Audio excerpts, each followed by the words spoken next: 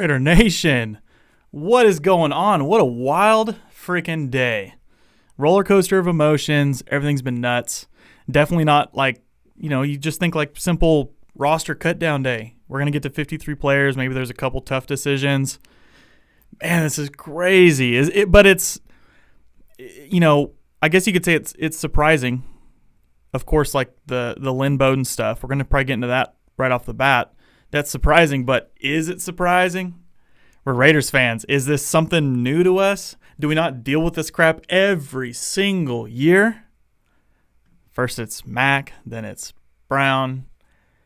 I mean, it's a little bit different on different scale, but kind of the same shock factor, right? Kind of the same roller coaster of emotion. So what's a Raiders football season without some craziness? Shout out to the chat. The chat, Raiders fans, Raider Nation, you guys are getting crazy in there already. You've been chatting. There's, a few hundred comments probably in last 2 or 3 hours. I popped in. I wanted to check on the feed at 5 o'clock, and there's already a dozen comments in there. So obviously that's kind of how crazy this day's been. Absolutely off the hook.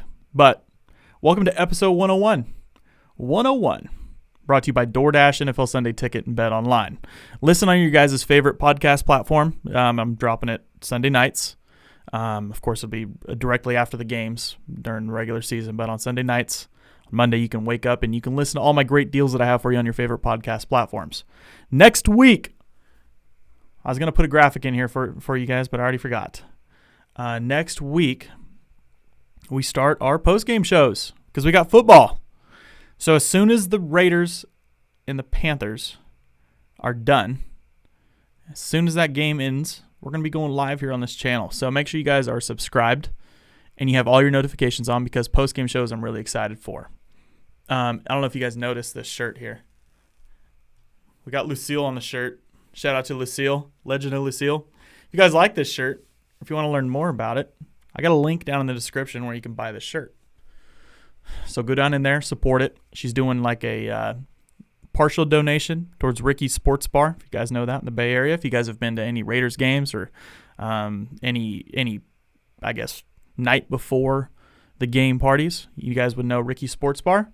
So get in there, and she does a partial donation for anything purchased on these shirts. This is my favorite, the OG Lucille. You'll see it on there. Maybe even get yourself a sticker. Look at you, Lucille. You send me a shirt and you get a plug like that. Bam. Get yourself a sticker too. So getting into the episode. This is crazy. Lynn Bowden Jr. coming out of nowhere, basically. I'm not going to mess around. I'm just going to get into it. Right? He gets traded to Miami for a 4th-round pick, right? So we send Bowden and a 6th for a 4th. Now, there's a lot of trade numbers here between him and McMillan. So if I get a little mixed up, I apologize. I'm just trying to do it off the top here. I do the show off the top. And initially, I feel it's like the emotion just hits me like, what? Does it 100% bug me? Not like crazy, I guess, because he hasn't played it down. But isn't that nuts?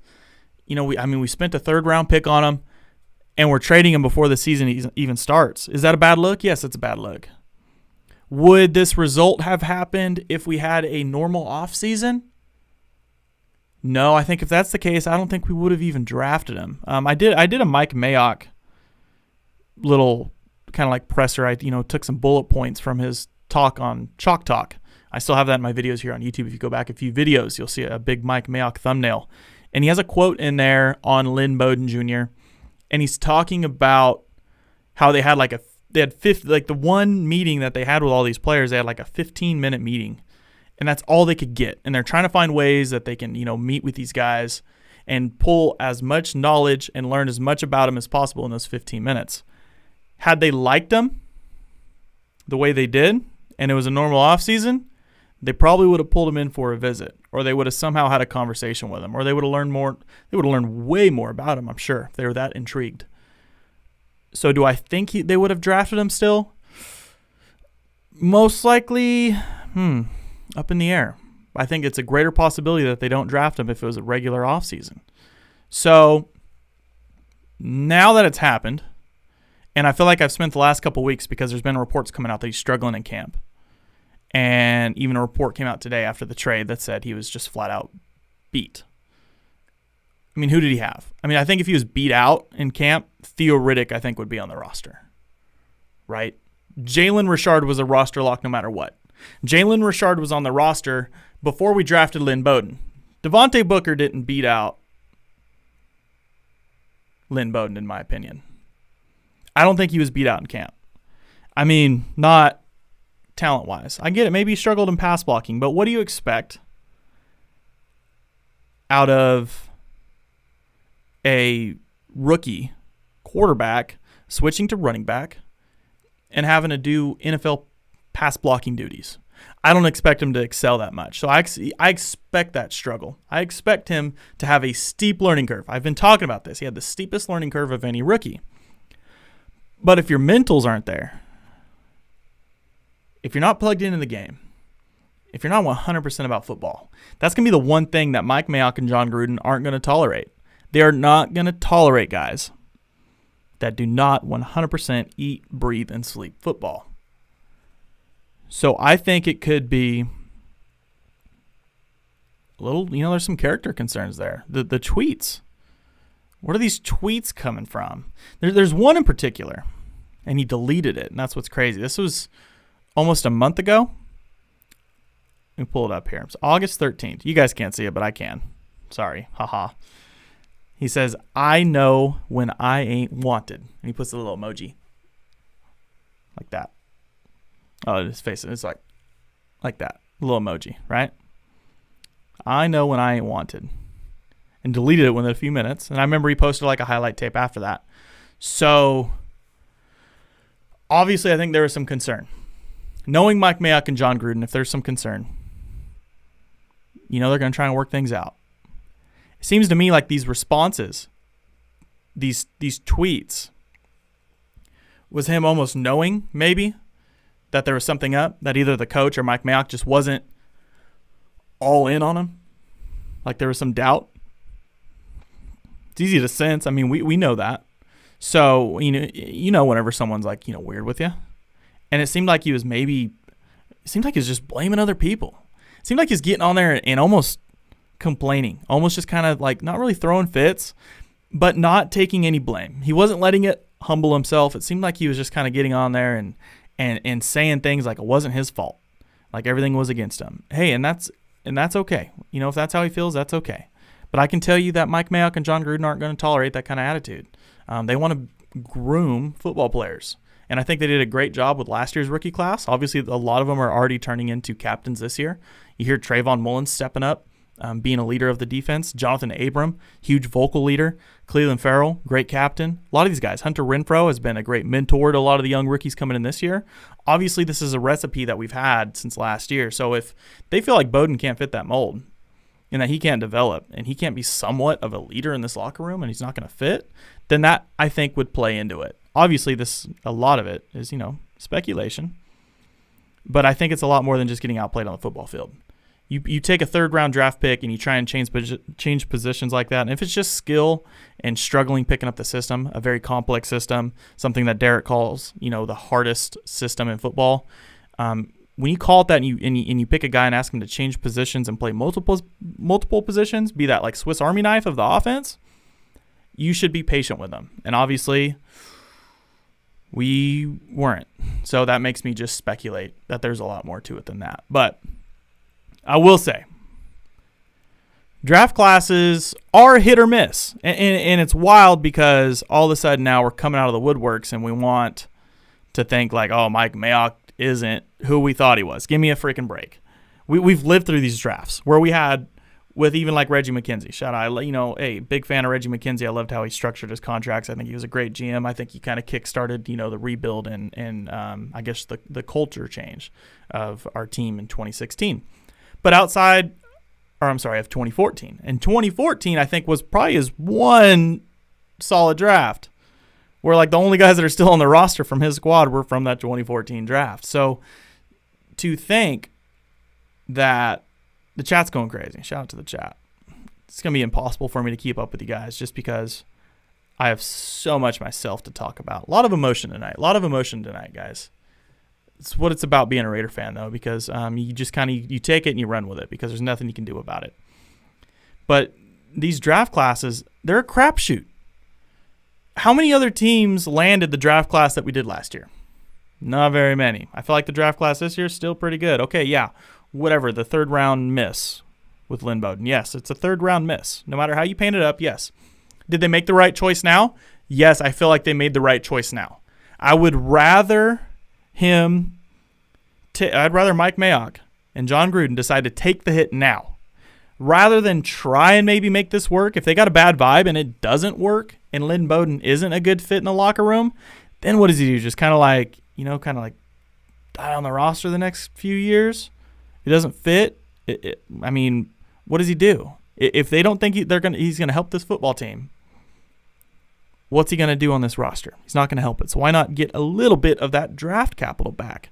So I think it was a good choice now. Now, was it a good choice from the get-go? No. But the draft is a crapshoot. So, hey, shout out to them for being humble enough. And this was like the first thing that ran through my mind whenever it happened was shout out to them for being humble enough to admit their faults. And there's been this narrative, Raiders fans. We got plenty of narratives, whether it's on our players or our staff or our team or whatever. I love that they were able to admit they're wrong and that they were able to go out there and say, ooh, okay, we missed. Let's get what we can, cut our losses. Love that. Love that about Mike Mayock and John Gruden right now. That, in my book, that gave them an extra tool in their bag of tricks because I feel like they're so good on so many levels. That's just something else now that's just been added to them, and I love everything about that. I want to give a shout out real quick to the Super Chat because the Super Chat was going wild before the show even started. Give a shout out to Eddie Munoz, man. I appreciate that. Anything Super Chatted and donated to the show goes into the show. This platform is built on the audience, whether that's through money or just through eyes and ears. So shout out to everyone that's listening now. Share it anywhere. Again, Super Chat again. Appreciate you, Diego. Diego came in earlier, and he basically was making the point that we needed to make because he's on the Dolphins now. He's a Dolphin. We saw him as kind of like a running back, was going to be that, like I said, the Swiss Army knife. He was taking snaps at quarterback. He was taking snaps in the slot, things like that. So the Dolphins see him as a slot. And, okay, cool, maybe they do. He could probably play some wide receiver. He barely played any in college. So if you want to take on that project, awesome. Diego Lopez thinks that we need to make Bowden a non-factor. When do we play them? Week 15 or 16? It's late in the year. And let me tell you something. I don't even need to make a statement right now because I'm going to let history talk for itself. Look what's happened to the last guys that ran off because we got Lynn Bowden right now and Demarius Randall. If you want to scroll through their Twitter likes, shout out to Matt Fallon. Matt Fallon jumping on with Silver and Black today. Shout out to my buddy. He made this point right before I jumped on the show, and I wanted to hit on it. And that's Lynn Bowden and Demarius Randall are liking things that are anti-Raiders on Twitter. So you can go through their likes on Twitter, and you can see that they're talking anti-Raider stuff or liking anti-Raider stuff, not really talking. They're sly about it. They're slick about it, right? Let's look at the last guys that went through this, right? Probably one of the darkest times was the Khalil Mack thing. We had this big Khalil Mack revenge game, man. He's going to take down Gruden. This whole narrative was going the whole time about Khalil Mack. Guess what John Gruden did? Shut that guy down, and what's happened ever since? John Gruden looks like a genius on that draft. The Bears look screwed, right? They paid a lot of money for this guy. And after that, man, we took the wind out of his sails. Marquette King goes and he makes a video. Talented player. Loved Marquette King when he was on the Raiders. It was great. Goes and makes a video making fun of John Gruden. What happens? Career is pretty much gone. I'm telling you guys, it's been a wild day. Enough about Lynn Bowden for now. I'd like for you guys, real quick in the chat, while we start hitting these next topics. Woo! Shout out to Stage Door Casino. Big shout out to Stage Door Casino. We're going to be going there while we're on the topic now. I want you guys to go ahead and drop a area code or a state or a city or a country. It's pretty late here on the West Coast of the United States. So I'd imagine not too many people are watching outside of that, but I want you to go ahead and drop where you're watching this from. But next week, while we got this live show, right? This post-game live show next week. The week after that, the home opener, I'm going to be at Stage Door Casino in Las Vegas. Obviously, we can't go to the game, but we're going to find a place, a watch party. We're going to be safe. We'll practice social distancing. We'll have our masks. We'll be safe. And we're going to go there and we're going to enjoy Las Vegas with Raider Nation. So shout out to Stage Door Casino. That's where I'm going to be. Shout out to John. We'll be connecting with John. We'll be doing whatever we can. Hopefully they're open. That's the goal. The chat's rolling. We got the chat going. So going to these next topics. Let's hit this. Before I was going to review the roster. You know what? I'm going to review the roster. I'm going to have Hondo Carpenter on here in a little bit. I'm going to review the roster again after I talk to him. This is going to be a loaded show, guys. Loaded show. Way too much to talk about, I think. We'll see how this timing goes. So the first of a few key topics that happened this week leading up to these roster cuts. The Raiders traded offensive tackle David Sharp in a 7th to the Washington football team for a 6th round pick. And I felt like David Sharp, shout out to Nick in the chat with a super chat again. Love that. Like I said, all donations go into building this platform. Nothing hits my pocket. Everything goes into building this platform and enjoying things with you guys. But David Sharp and a 7th round pick to the Washington football team for a 6th. And I felt like David Sharp was going to be the 2nd swing tackle on this roster behind Sam Young. Well, Sam Young gets cut. I think there's ways that he sticks around. We'll talk about that more later. And instead, we kind of get, we go with Brandon Parker. So that David Sharp trade, in my opinion, I don't think necessarily that's Brandon Parker winning the job.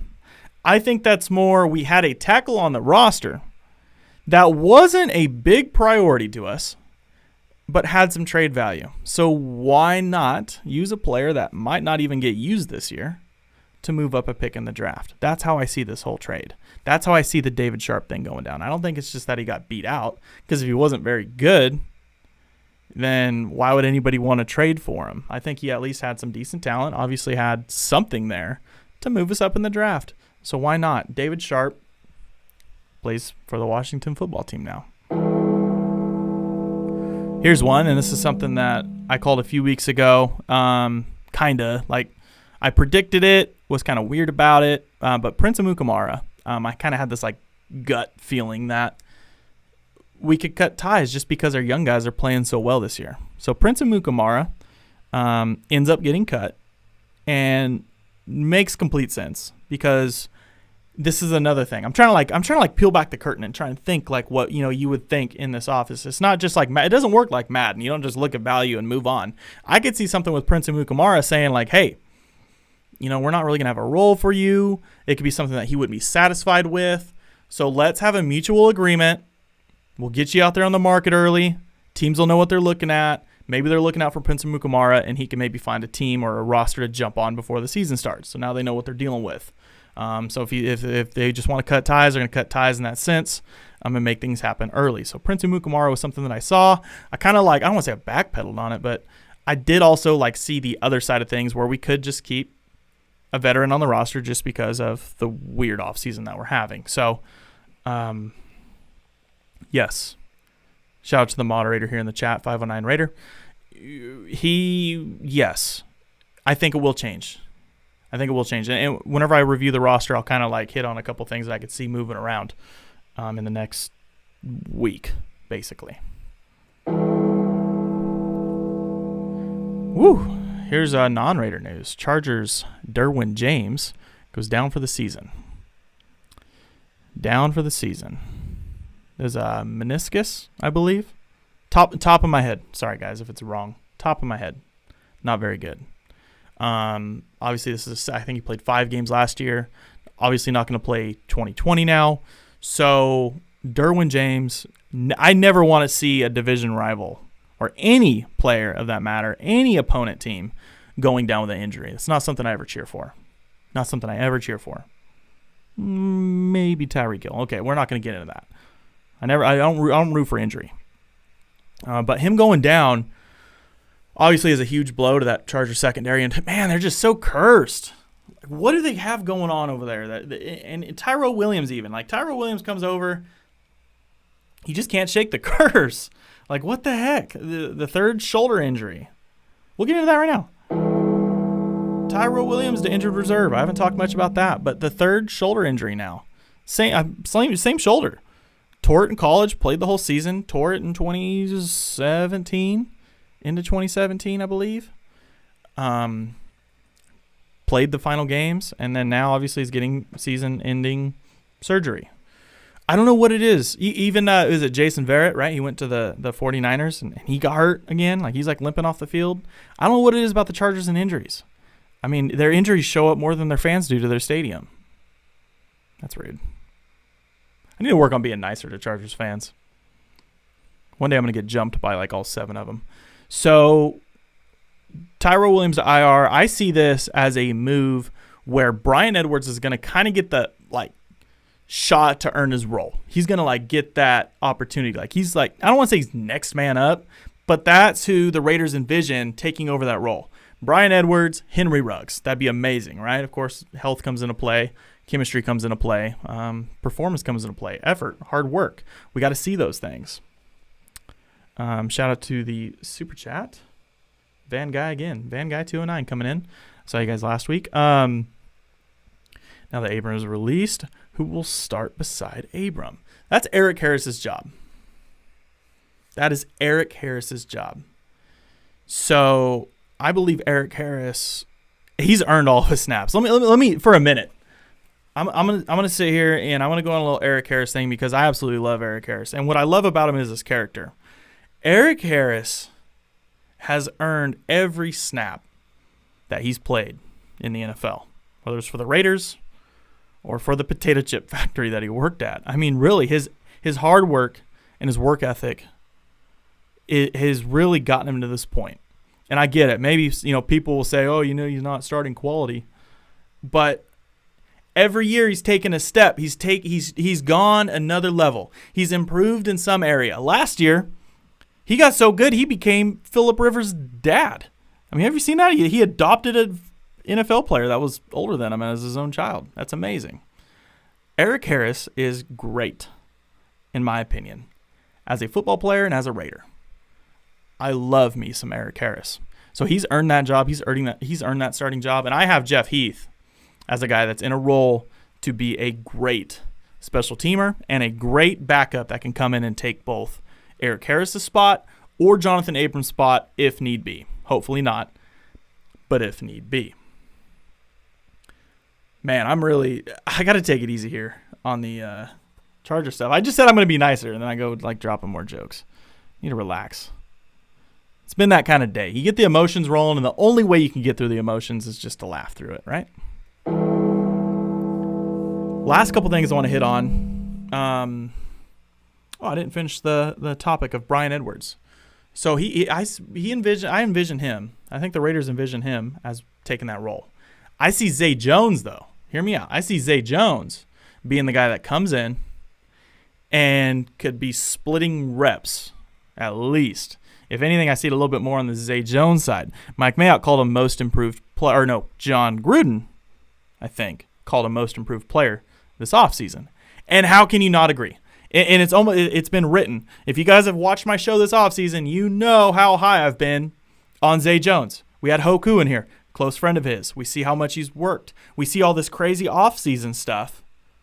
And we see our team out there practicing. And it starts with Derek and Zay throwing, and that started with Zay reaching out to Derek. Zay wanted to get better. Zay wants to prove everybody wrong. Zay Jones, baby. He's going to ball. Shout out in the chat. Zay Jones is going to ball out. I'm super pumped for him, dude. He wants to prove everybody wrong. He wants to be a Raider. He wants to live in Vegas. He wants to end his career here. And that's what being in the silver and black is all about. I absolutely love Zay Jones.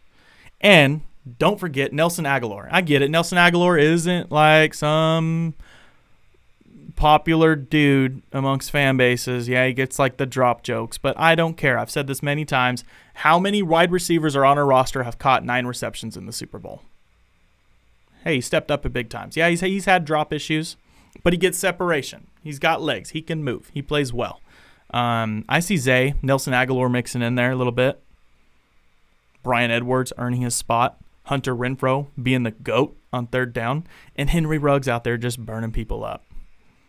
So that's where I sit with that. Damon Arnett, my dude. I've been calling him or predicting after how crazy this off. Hey, shout out to Toke in the chat. Make sure you guys, if you guys are any way, shape, or form into gaming, or you're into all your stuff, and you're not subscribed to Toke, huge Raider fan, the best YouTube gamer there is. Anything Madden, anything. Subscribe to that channel right there. You'll see a verified Toke. My guy. So Damon Arnett gets in a soft cast. So this thing gets reported that he has like a fractured thumb or something, broken thumb. And that's okay. I see it as he played all his senior season at Ohio State with that like broken hand in a hard cast. I mean, just a balled up cast. He can't do anything with it. And he played well. He was still a shutdown guy.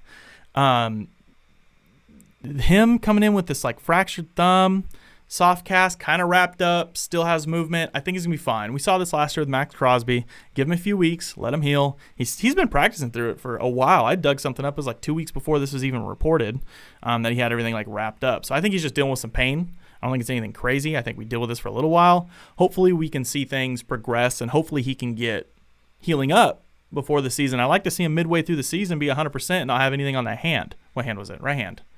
I'd like to not see anything on that hand. So that's where I sit with Damon Arnett. No worries. Really no worries. No worries at all. We're going to get in some more conversation here about this roster after I talk to Hondo Carpenter. You guys, if you have not listened to Hondo Carpenter on the show, you guys are going to love Hondo Carpenter. He's full of energy. He's a reporter. He covers Insider for Sports Illustrated. But you would think this guy was part of the fan base. He gets so fired up. He loves the team that he covers, and he loves the fans that he talks to. Shout out to the super chat. Omar, $5. Omar, Mariota is not the answer. Believe that we should draft a quarterback. Ooh, I'm losing your comment here. Draft a quarterback regardless. A record 2021 quarterback is deep. Yeah, I mean, drafting quarterback is one thing. I guess drafting quarterback could be an answer, but I don't quite see it just because I feel like there's always an answer to find a backup in a veteran. Find a guy that just comes in, plugs and plays for a couple years, and if he wants to move on, go get another job, go ahead. But Mariota, I mean, I want Mariota to get healthy. I'm still high on Mariota. I think he's a capable backup, but I see him as one of those guys, just like I said, that could get healthy, could maybe prove himself, and not maybe getting a shot somewhere else. I don't see him being like a long-time Raider. You know what I'm saying? I see him finding an option somewhere else. So, real quick, hopefully I got everything set up here right. We're going to take this quick break. I'm going to get Hondo Carpenter on the phone, and we'll be right back to talk some more about this crazy day.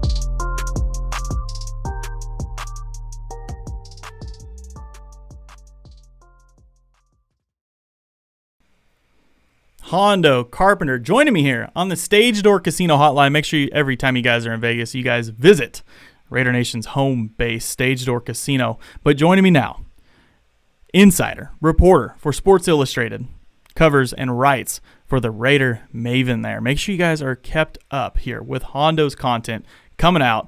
Lots of black hole articles. Great stuff. Something that we've never seen here as a fan base. But Hondo, excited to talk to you again. What's up, buddy? How you doing, friend? It's always good to be on with you, Cody. Yeah, we have a good time. And Hondo, tonight is the first time in a long time that I feel like we really have some, almost like, you know, it's like a little juice, a little fire, a little emotion. You know, something kind of sent like a shockwave through Raider Nation. And before I get your initial reaction to this roster, I want to ask you specifically about Lynne Bowden, your opinion. As you know, Cody, and you can tell your listeners if I'm lying or not, I have written and said to you on your casts, and I've written, everything with Bowden depends on, does he end up wide receiver, does he end up at running back? And he didn't end up at any. He couldn't make the two deep on either one. He's a jack of all trades, but wasn't a master of one. And so he didn't get cut because of his pass blocking. But I've reported the fact that, he was getting put on his can. You can't play football on your can. And then in pass blocking, and then running the ball and playing wide receiver, he was good, but he wasn't a top two. And at kick returner, he got beat out. At the end of the day, he was a guy that did a lot of things at Kentucky. He did a lot of good things in college, a very good college player, but he could not make the Raiders. He would have made this team last year. That should tell you how good he was. And then I also was, Raider Maven reported there was chemistry issues with his teammates. And so at the end of the day, this was just not a guy that was going to work out. And, I give the Raiders credit for two things. People like to say it was a terrible pick. No, they were looking for playmakers and guys that can play multiple positions. Yeah. And so they went and got him. And then, because if he had panned out, he would have been a great pick. And at the end of the day, he simply got beat out by a deeper roster, and the chemistry issues hurt him. And so what the Raiders did was not what the Raiders did in the past, where they kept guys because of pride and everything else to prove, hey, we're going to prove to you this guy can play. They cut their losses and moved on and were able to get something from him. Was it a disappointing draft pick? Absolutely. But with all of the hits they have made, you're going to get some bad ones. And I have to say this. I am new to Raider Nation. I am new covering it. I've always admired the Raider Nation from afar. And I realize that on social media you get a lot of the negativity. But some of the fans, this was a disaster, this was terrible.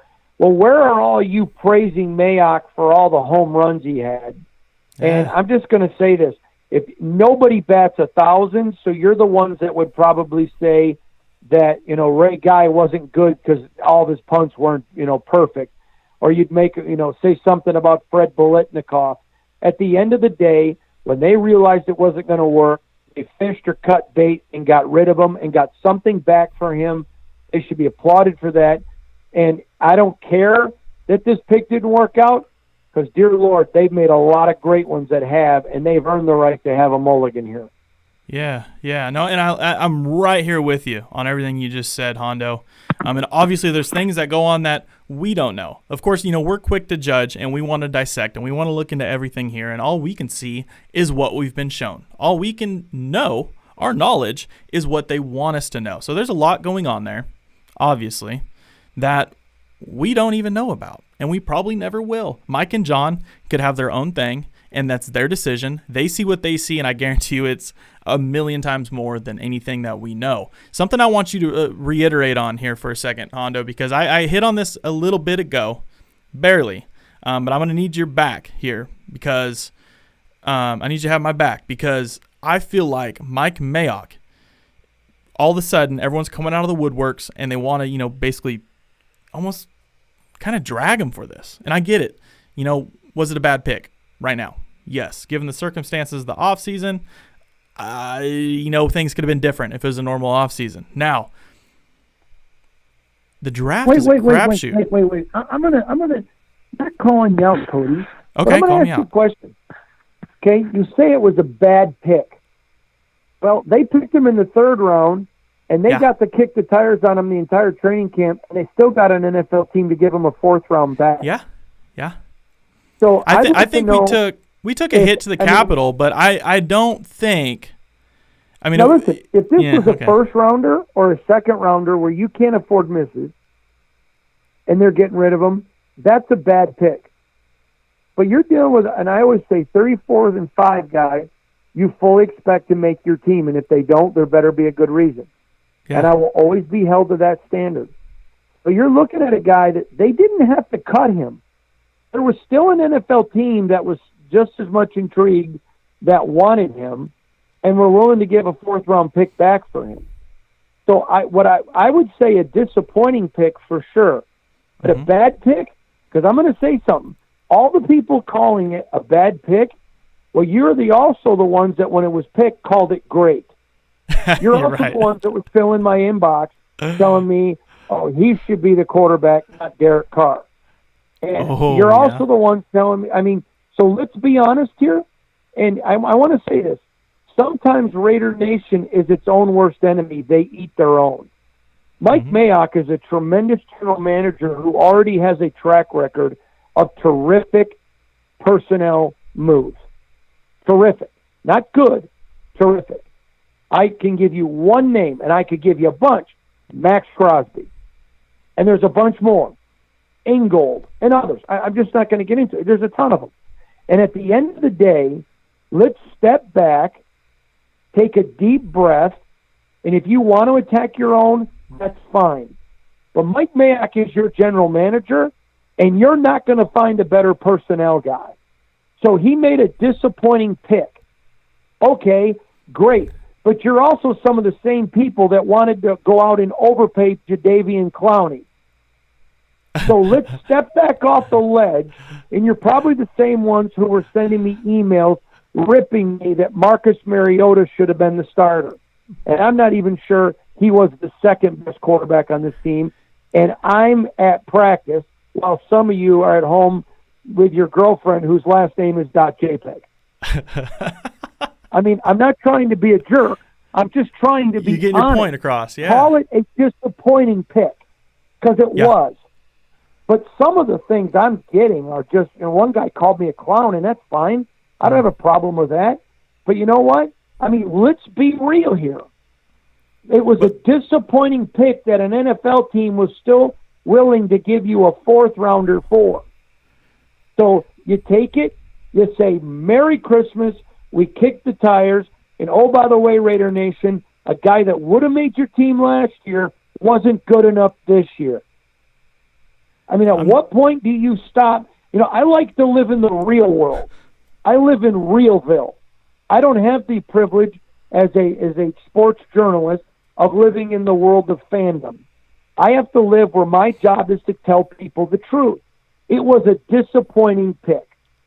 But they didn't get to spend a lot of time with Lynn. They don't know how the chemistry is going to work. Do they know how other guys are going to step up? No. And guys did.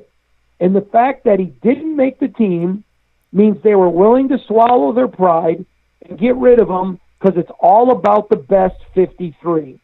For the same people screaming commitment to excellence, you're also being quick whiners. So if you wanted them to go overpay for Jadeveon Clowney, if you're one of the people that said to me that Bowden would be a better quarterback than Derek Carr or Marcus Mariota should have been, I don't want to hear from you. Don't want to hear it. But you know what? It was a disappointing pick, and I believe Mike Mayock himself would tell you that. But to act like, oh, it was a bad one. No, I'm not buying that. Because you know what? Other NFL teams were willing to trade and give you trade capital for him. Because once word got out that he was going to that he was up for trade, teams were waiting to say, well, wait a minute. We don't have to trade for him. They're going to cut him or put him on the practice. And they still were willing to give up trade capital to get him. You basically lost a pick. But even if it's a disappointing pick, Hondo, like we're saying, we agree on that. It was a disappointing pick. It was underwhelming. That's the first one that we know of in the last 2 drafts. Hitting on at that point, what was that? 20 players. Okay, I mean we're still. It's almost a perfect batting average at this point. We're just not even How about raising. Undrafted free agents. Javen White. In a normal offseason, Javen White could have been a gem for us. Correct. And you know what? I'm just going to say this to you. Every time a UDFA makes your team, you better be giving your general manager a ton of credit. You better go out there and say, let alone become a starter. So people need to step off the ledge. I know they're excited. Football's coming. I get it. And I understand it. And I love the passion of Raider Nation. This is not a slam on Raider Nation. But what it is it's a reality statement. You don't eat your own. And you know what? He's your guy. Mike Mayock has earned the right. His name isn't Callahan. He's earned the right to have a disappointing pick. And it's unfair. You know, people can say, oh, Hondo, you're a sunshine blower. Okay, that's fine. Say whatever you want. I don't care. Because at the end of the day, I'm trying to be as fair. And Cody, I've said this on your broadcast so many times. My job is to tell the truth. My job isn't to blow sunshine, and my job isn't to blow negativity if it gets more clicks. My job that Sports Illustrated's Raider Maven trusts me to do is to tell you the truth. And when they make if this was a first-round pick, a second-round pick, I would do it. A 3, 4, 5, were they able to get capital back? No.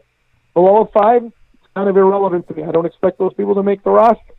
But at the end of the day, when a guy does it, I'm going to tell you the truth, but I'm not going to just jump a guy so you guys all click. See, this is what I want Raider Nation to understand. I love your passion. I love it. I admire it. It's the same passion that I live my life with, whether it's for my family, for my walk with Christ, or whether it's for my job. If I'm going to do it in my life, I do it with passion. It's the only way worth living is to be passionate. But at the end of the day, you can't let your passion become ignorant. And it's a disappointing pick. But there were a lot of people today writing a lot of things, you know, nationally, whatever. Not picking on a lot of the local guys. I thought a lot of them did really well. But who played into Raider Nation and got 1 million clicks because they fed into it. But at the end of the day, you don't eat your own. It's your brother. It's like the Navy SEALs. When one of them gets hit, they don't leave with that body on the ground. They bring them with them. Mike Mayock has earned your respect. So if you want to trash Mike Mayock, let me tell you what you're doing. You're telling to anyone with a brain that reads what you say or hears you, I don't know football. I'm an emotional person with no ability to make a cognizant thought. I am not smart enough to look at all of the moves he has made and applaud them in light of one disappointing pick. Therefore, hearing my voice is more valuable than sounding intelligent. I can't, and I refuse to argue with those people. I love it. Hondo Carpenter coming in here with some facts and some wisdom. That's what I love every time we talk here, buddy. And there's I'm 50, Cody, and one advantage that I have is I respect the Raiders. I respect it. I think it's the premier professional sports franchise in all sports in the world. I put Manchester United awful close to it, the soccer team, and I hate soccer. I put the Montreal Canadiens there because of what they did in hockey. I put the Yankees there in baseball. But the point that I want people to grasp and I want people to get in the Lakers in basketball. But I would put it all there to say this. If you want to have intelligent conversation, then say intelligent things. And when you rip, and I wish you could see the crap people have sent me. When you rip Mayock, you just don't know what you're talking about. Yeah. And I feel bad because people read a national guy who all he cares about is your clicks. And then they go and repeat it, and people are like, oh, man, all right, not listening to him. And I don't want people to look ignorant. I want people to be able to, I want them to know when they go to Sports Illustrated's Raider Maven, hey, I may not like what Hondo says every time, but I know he's going to tell me the truth. And the truth was disappointing pick. No doubt about that. This is a guy that's a third-rounder. But in lieu of everything he's done, nobody bats 1,000. These are the same period people that would tell Lou Gehrig, you suck, you struck out. These are the same people that would say to Jackie Robinson, well, guess what? You never batted .950, you suck. These are the same, whatever. And these are the exact same people who do that. So you can't deal with people and their emotions. And so, you know what? At the end of the day, you got a young man who didn't make your team, who would have made it last year. That's called improvement. And that's Mike Mayock's job. Raider Nation, Mike Mayock just delivered you a 53-man roster exponentially better than last year. You are closer to a Super Bowl today than you've been in a long time. I don't think you're there. I think you're still a year away from competing for a Super Bowl. But you have a 53-man roster that's going to get you into the playoffs. Progress is being made. If you're so angry about Lynn Bowden, who in 3 months you're not even going to remember his name, then don't celebrate when you go into the playoffs. Don't do it. Buy a Chiefs jersey. Because evidently you must think every other team in the NFL does everything perfectly. Yeah. I'm just trying to tell the truth. That's all. Not trying to be a cheerleader. I'm 6'9" and 250 pounds. I'd look like crap in a dress.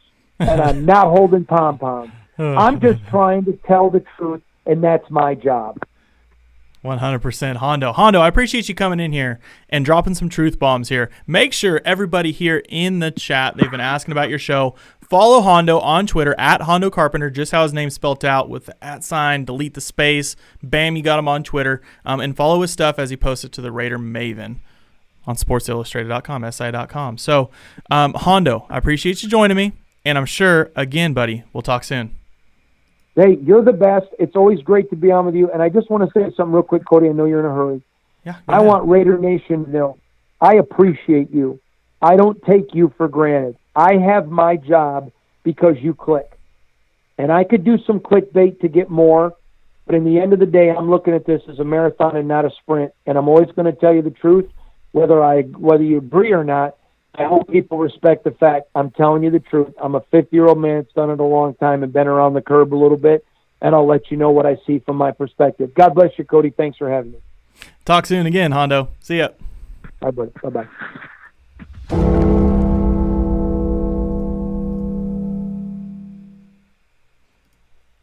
All right. I think we're back. Shout out to Hondo Carpenter. Always coming in here dropping some truth bombs. We're going to do something real quick. We're going to get into some more Raiders talk. But while we're all here, I got a little giveaway for you. I gave away some football cards last week. They got in the mail a couple days ago. So whoever won the 2 football cards yesterday, you'll be getting those soon. We're doing another giveaway. And here's the thing. Here's what you're going to do. You got a chance to win one of these Raider water bottles. Take a look at that. You got the inaugural season. Got the stadium. Got the Just Win baby through it. With the shield. You can win one of these bottles right now. Ship it out to you this next week. You can win one of these bottles right now. If you go down in the description of this video, there's a link for Stage Door Casino. Stage Door Casino is in a competition right now in Vegas. And I want you to click that link, and I want you to click on all those little tabs. And I want you to vote. That's a vote. It's a voting poll. I want you to vote on every single one of those little bullet points. Click them all. Submit your ballot. Do it all. Click that description. Go in there. Submit your vote. Come back and say done. And I'll pick a winner here in just a little bit. So, I'm sorry, Diego Lopez, if I missed your super chat question. I know I caught one of them from the beginning of the show. If you can, drop it in here again for me, and I'll make sure I get to that. So we're going to keep going in, guys. Make sure you guys hit done. Go in there and vote. Vote for all those things. Come back and say done. Hopefully you're still listening.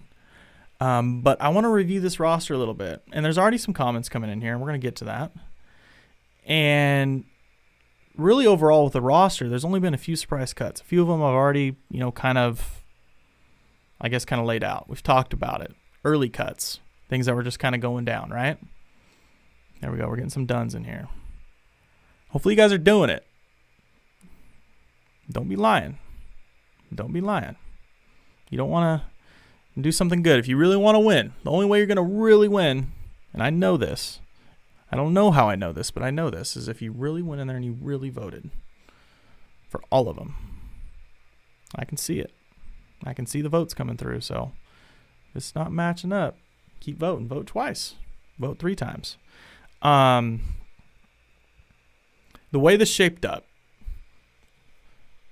was interesting. It was a wild day. I was actually at a fantasy football draft while everything was going down. And I kind of just had a pause. The second half of my draft was like wild just because I couldn't even focus. I was like all in just on the Raiders news. I didn't even care about fantasy football at that point. So it was definitely nuts. So I definitely want to review this roster player by player, piece by piece to wrap out this show. Let's pick a winner. We got some votes. In there. If you haven't yet, real quick, get in there. Link in the description. Vote for Stage Door Casino. Hit the link. Vote for all the things. Come back, say done. So, winner is Nick T. You have a little orange profile pic. Nick T, you're the winner of this Raiders water bottle.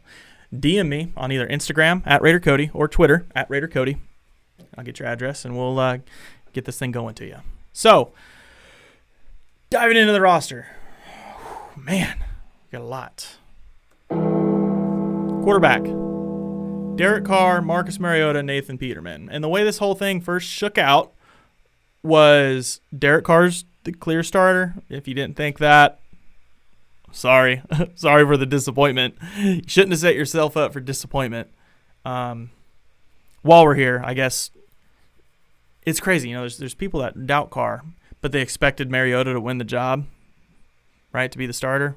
They call Carr fans delusional, but here we are with Nathan Peterman probably outperforming him at camp so far. So, whatever. Hey, whatever. I think we still got a really good lineup here of backup quarterbacks that are getting groomed, but it's DC's team. 3 quarterbacks. Bam.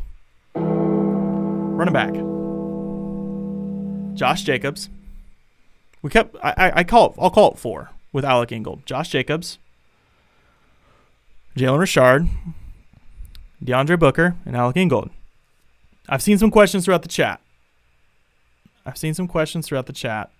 About Adrian Peterson and maybe DeAndre Washington. I see this as a possibility. That was the first thing I contemplated.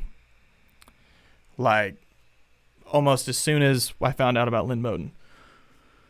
If Josh Jacobs goes down, he wasn't going to be the guy to take his place anyways. So if Josh Jacobs goes down, who's going to take his place?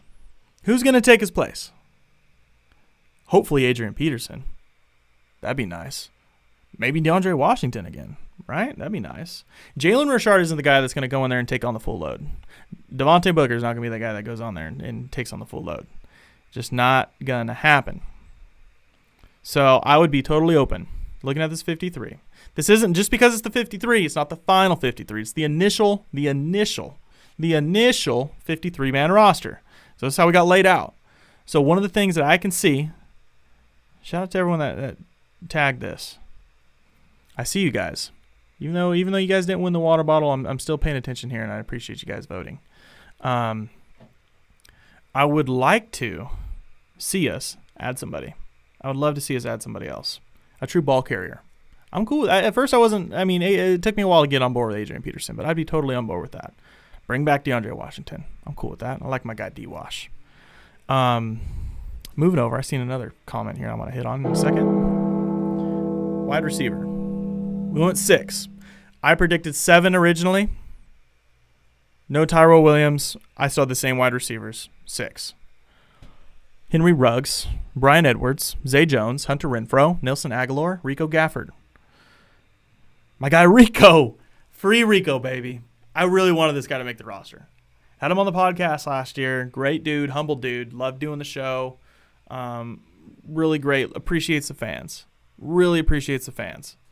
Reached out to him earlier today just to congratulate him. And he really loves the fan base and the support that he gets. I think he loves the free Rico hashtag. I think he loves that. But obviously that led to the cut of Marcel Aitman and Keelan Doss. Keelan Doss being like the off-season superstar last year, the HBO star. I could see him hopefully being one of the stash spots. Sign Raider Cody as the long snapper. Oh, man.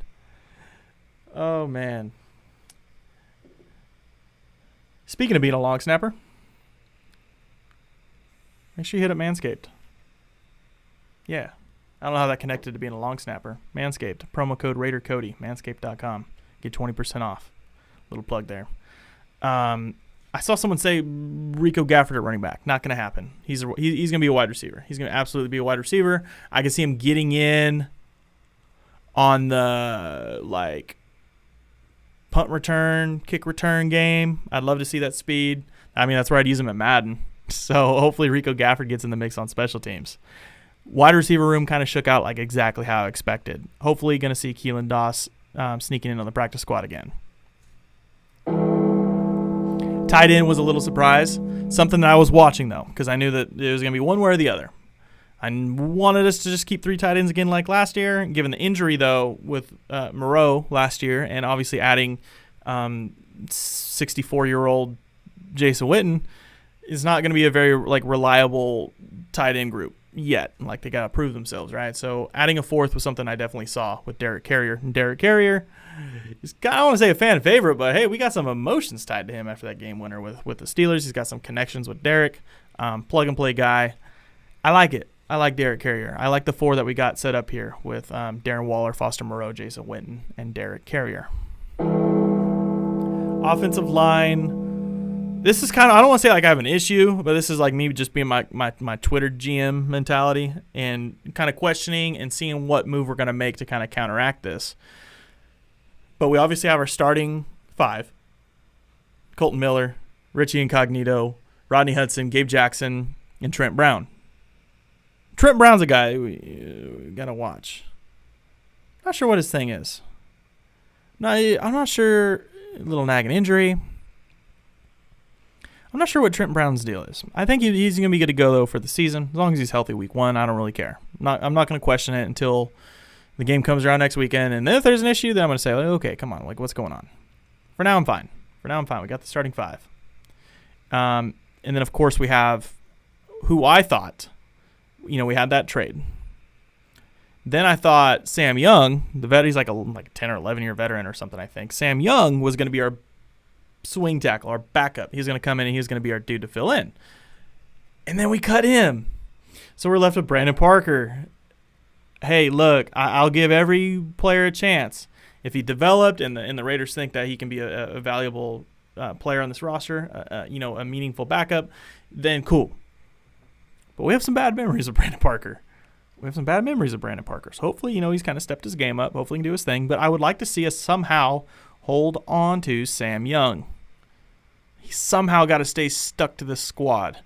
And I'm not really sure exactly how. Of course, we still kept some backup interior guys.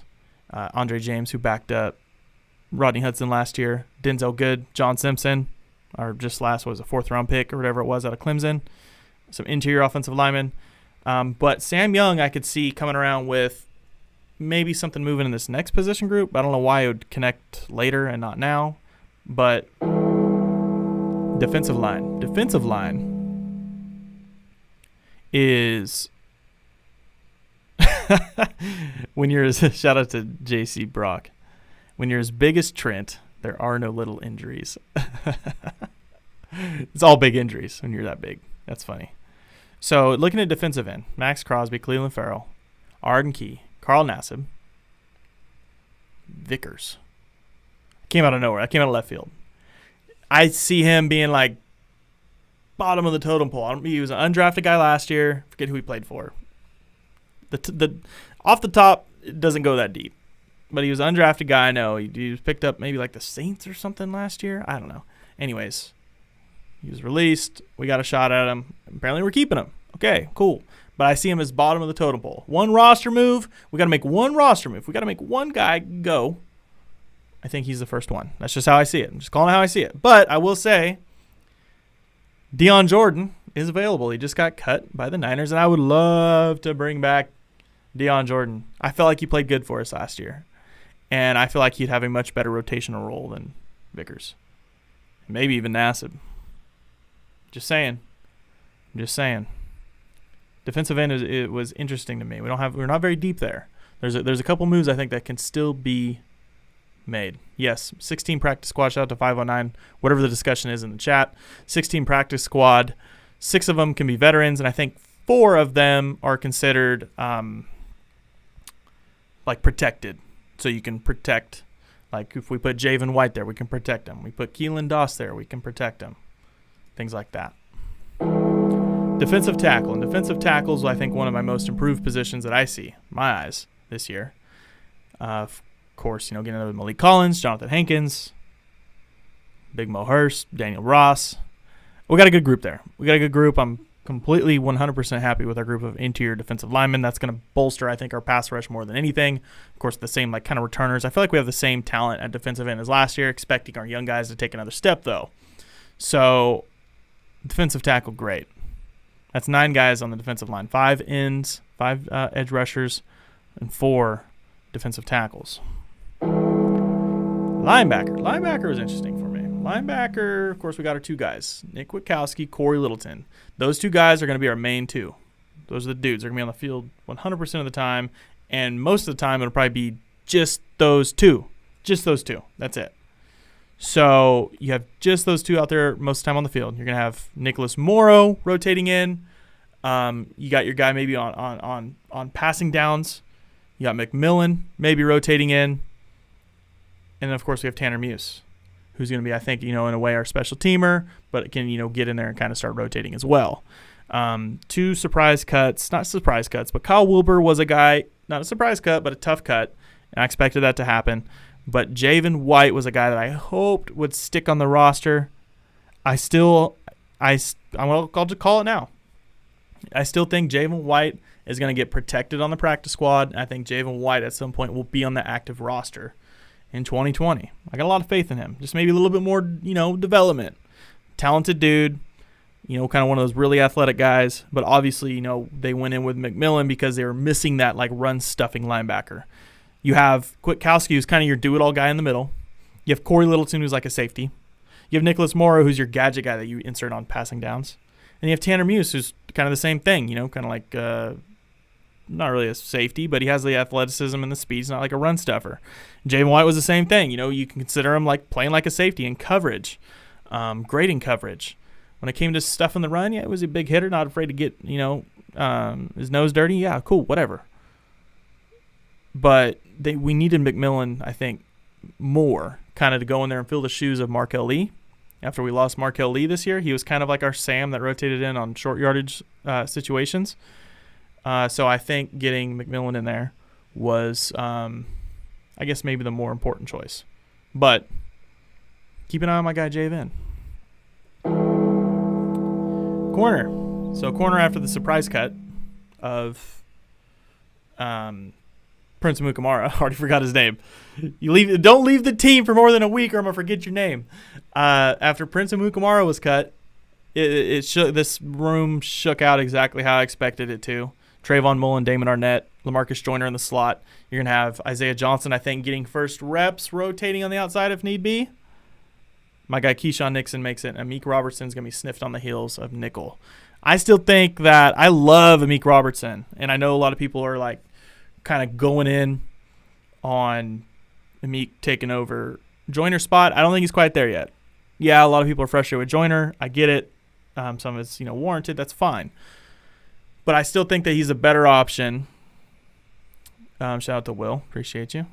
Appreciate the kind words. I still think that he's a better option at slot for now. Mainly because Amik's been playing outside corner through college. Is he built and have the talent and be good for the slot job? Yes. I think he'll get there, but it's going to take some work. You just got to get used to it. He's got to get the mechanics down. He'll get there. He'll get his reps. Just because he's not starting in the slot doesn't mean he's not going to get his reps. Because guess what? As soon as you get in those dime packages, what do you need? You need your slot guys to get in there. So, Amik Robertson, I see rotating in there often early on. Definitely earning that role. Yeah, it's gonna be a little dogfight in there. So I'm interested to see how that turns out. But exactly how I expect it. Our 2 guys, Mullen and Arnett. That's the duo. I mean, we pretty much decided that early in camp. We didn't waste much time. Arnett got in there as the opposite starter of Trayvon Mullen, who's developing as a good leader. Said that at the beginning of the show. Very interested. Real quick, if you guys are watching this and you're not subscribed to this channel, subscribe now. While you're watching this live, this is fun. It's fun talking about the roster while this is live. Next week, I'm shifting over to post-game shows. So I'm not doing Saturday nights anymore. Next week, I'm shifting over to a post-game show. As soon as the game is over, we're going live here on YouTube. So subscribe. Hit the thumbs up on this video as well. That's how we share things. That's how you get the analytics. That's how you get everything, fired up here on this channel. Hit that thumbs up. It helps other Raiders fans find this channel. But yeah, post-game shows. I'm excited. As soon as the game's over, we're going live. And we're going to be taking live callers. You guys like that? Live callers on this channel. We're going to do our post-game show. Open up like maybe an hour or so. And then we're going to take some callers at the end. So you can get on here and you can dish your opinion. I'll be posting the number on here while we're live. I'm excited. Anyways. Safety. Shout out to Sonjoku in the chat. Yes. After last year, yes, I have a ton of faith in this team as well, Sonjoku. And if you haven't, subscribe to Sonjoku's channel. He does some live streamings as well. So if you guys need some more Raiders content, get in there. After last year, how can you not have faith in this young team, right? We could just be rolling on rookies like every single year at this point. And if our draft, our young guys, our rookies, our draft class, if they keep coming out the way that they've been coming out, I got faith in our young guys all the time. Get younger. Let's kill the narrative of John Gruden thinking he only wants old guys. That was funny. That was a fun thing for a year. Well, we sure squashed that. It's sure paying off. So that was a good little flip. But going into safety, Jonathan Abram is our starter, obviously. For anyone that has any questions, I see Eric Harris. This is Eric Harris's job. He's been out there. He's been running with him. That's Eric Harris's job. So it's going to be his to lose. But I also like that we have a viable backup. We have 4 total safeties. Jeff Heath coming in here can play any of the 2 positions, I think, in Gunther's scheme. Can be both a free safety, be like a box safety type, very versatile safety. So I'm very happy with the backup safety that we have on the roster. And Dallin Levitt, a guy that has earned every single, not really snap because he hasn't played that many snaps, but he's earned, I believe, his role on the team with his special teams. Because you get into the 4th safety, you don't expect to really, really need him, so why not keep a dude around that's going to be great on special teams? Because it's not just offense, defense, it's all aspects of the game. That's one of them. Why is there Eli Apple in the chat? I'm confused. Why are we talking about Eli Apple, guys? Come on, man. We got a lot better stuff to talk about than Eli Apple. I'm just kidding. Talk about whatever you want. My thoughts on Tanner Muse. We'll talk about that right now because my thoughts on Tanner Muse, because I got them in like this little group. And this little group is of like 3 core special teamers that I think are going to make a big impact on that, portion of the game. Tanner Muse, Dallin Levitt, and Jeff Heath. I've kind of mentioned that already. But Tanner Muse is going to be kind of developmental. I think he's going to be great. And over time, kind of loosen up the mechanics. He's good. He's fast. He's got the measurables. He's got the athleticism. But it's just kind of getting looser. Kind of feeling out your style, feeling out your senses. Kind of getting that football vibe, that linebacker vibe. I think he'll get there. But right now, special teams war daddy, baby. I mean, he called it within a couple days of being drafted. The special teams war daddy. So that's how I see that shaking out. And, of course, now wrapping out with special teams. Special teams, the rest, the kickers, right? Daniel Carlson, A.J. Cole III, and Trent Sieg, the long snapper, which some people here think that I should be the long snapper. But let's leave this job to Trent Sieg. Let's leave it to Trent Sieg. I'm okay with that. It was interesting to see that nobody came in and competed with Daniel Carlson. But if they're confident, it's all mental. Carlson has the talent, and this is what's crazy about kickers is it's all mental. He's got the talent. These guys get in funks because it's in their head.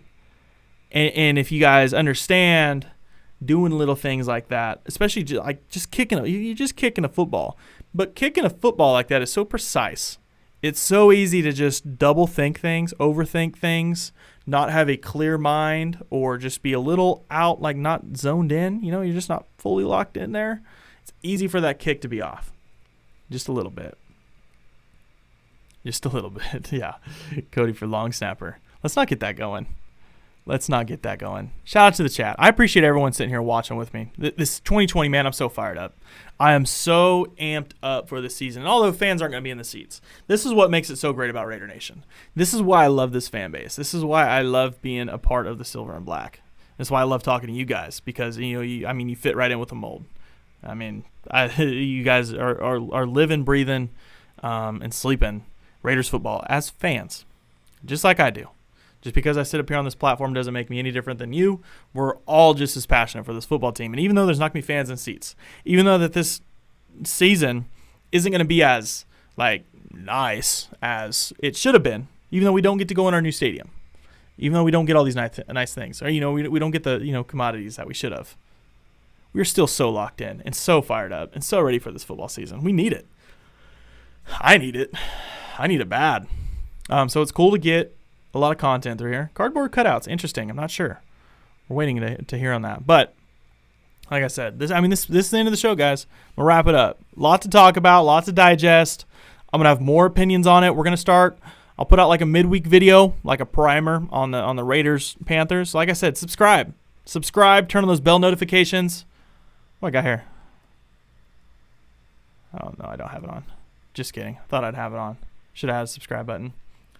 Hit that thumbs up, hit that subscribe button, and we got this post-game show this next week, and I'm so pumped up for it. I mean, this is what it's all about, guys. We're here, 2020 football season, kicking off the Las Vegas Raiders inaugural season. Super pumped. Appreciate you guys joining me in the chat. That's all I got. Speechless after today. Going to digest some things. Going to have more opinions for you in the middle of the week, and we will see you guys later. Peace.